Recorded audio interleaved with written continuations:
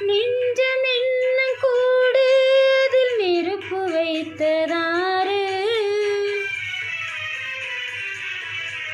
துன்பம் வந்த போதும் அதை துடைப்பதிங்கு யாரு?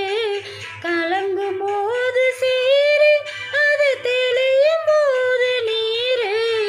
கடவுள் போட்ட கோடு, அதை திருத்த போவதாரு?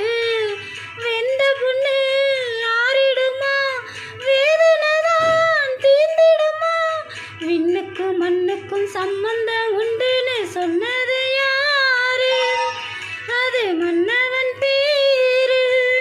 அந்த வானத்தை போல மனம் படைச்ச மன்னவனே, பனி துளிய போல குணம் படைச்ச தென்னவனே.